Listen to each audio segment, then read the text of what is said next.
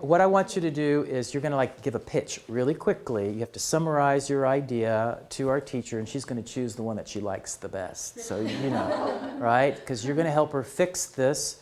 And again, I want to specify, I want to make sure that you understand that it's not a critique necessarily, because it was a practice activity. She didn't intend for it to be communicative, but and this happens all the time. I say, well, that was really good, but you are missing that communicative element. So you have to solve that missing piece, okay?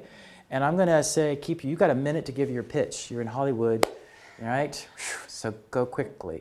How many people did interviews? Okay, well, okay, let me go to the second interview. So tell her your idea. Okay, it's a very long activity. First, you divide the whole class into two groups, A and B, and one is sit there, one group is sit there, the other group is walking around. So it's like one-to-one interview. And the teacher is there timing, that switch to another person, and then you switch. And then finally you say that A and B switch your roles. The A will be the interviewer and the B will be interviewee.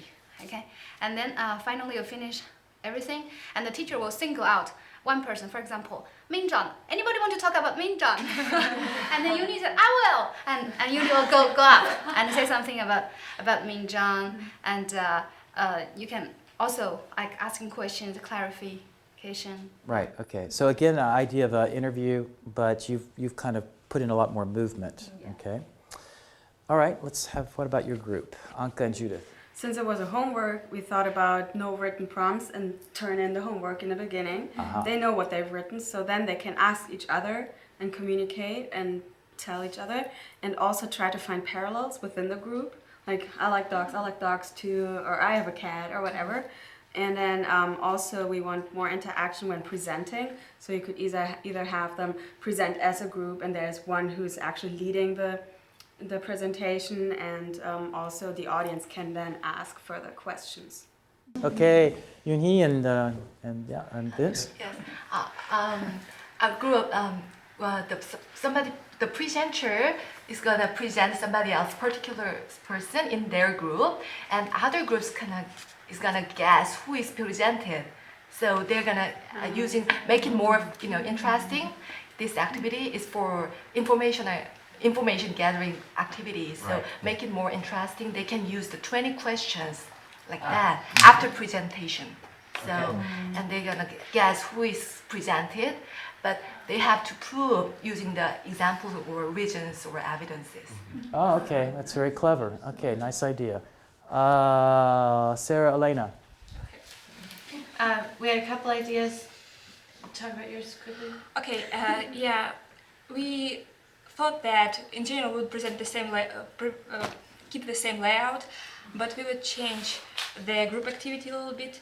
So we would, after each person presented what they have written at home, the group should decide on what sentences or what characteristics, what memories of the childhood or what facts of the childhood they like best, and create a description of imaginary childhood of an imaginary person.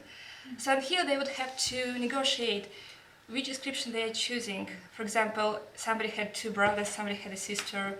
They want to decide which one sounds better, more interesting, or just, let's pick your sister but my dog. So, and then somebody would present this imaginary person to the class. So I like that idea. You all are forcing them to attend to each other, which is the key. So, and then they have to reformulate it. That's a very clever idea. Okay, Jennifer and Minjung. Oh, we'd sort of have a similar idea with the uni, but we could do this narrative storytelling with their personalized story, but we could also do this as a celebrity guessing game.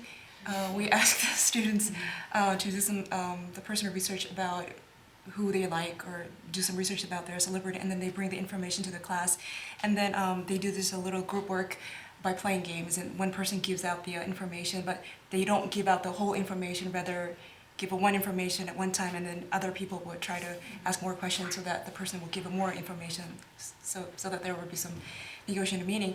And then each person will stand up there and kind of play a Jeopardy game and ask the whole class to guess who the person is described. But that group is not going to participate in that whole class activity at that point when that the group member is presenting. Yeah, I mean, all of your ideas force them to pay attention to their performances rather than just go. And you're going to have a hard decision because so who are you going to choose? Because we need to take a break. We're done.